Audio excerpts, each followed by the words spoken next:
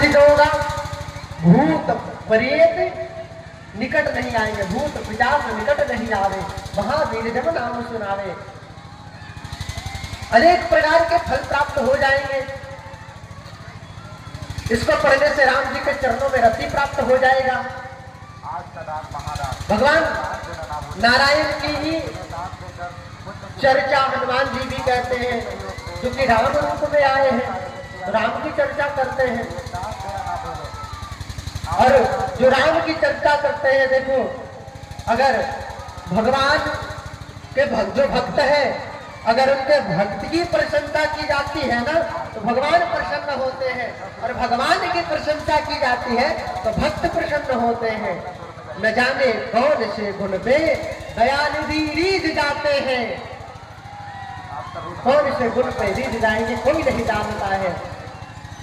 इसलिए भगवान के प्रति वैसी श्रद्धा विश्वास रखिए जैसा प्रहलाद रखे कि अग्नि में बैठे हैं, फिर भी चिंतन केवल नारायण का हो रहा है।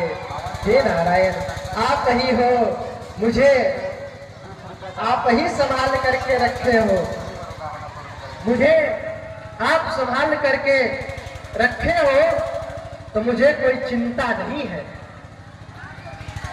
और होलिका की जो पटका था, दुपट्टा था, हवा की झोंका चली, वह उड़ करके प्रहलाद को ढक गया और होलिका वहीं जल गई। होलिका वहीं जल गई, प्रहलाद जी ऐसे बचे के बचे रह गए। अगले दिन पूरे नगर वाले आए तो उनकी भक्ति का उत्सव मनाए रंग गुलाल से। चलो भक्ति जीता, और ये बात सत्य है। हर जगह सत्य की ही विजय होती है, भक्त की ही विजय होती है। और भगवान भी धर्म की संस्थापना के लिए आते हैं। धर्म संस्थापनार्थाय संभवानि युगे युगे, भगवान आते हैं, लेकिन कब? युगे युगे, हर युग में नहीं आते हैं। जैसे राम आए, कब आए? त्रेता में आए। कौन से त्रेता में आए?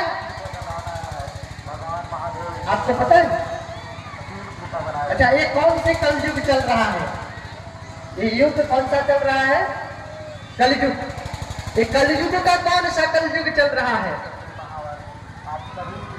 अष्टावक्र, यानी 28वां कलयुग। और 28वें द्वापर में ही कृष्ण आए थे, लेकिन राम कब आए थे? 28वें त्रेता में नहीं आए थे, 27वें त्रेता में नहीं आए थे, 26वें त्रेता में नहीं आए थे, वो 24वें त्रेता में आए थे। कब? 24वें त्रेता में राम जी आए थे और 28वें में कृष्ण जी आए थे। ये मत भ्रम में रहिएगा कि हर युग में आते हैं।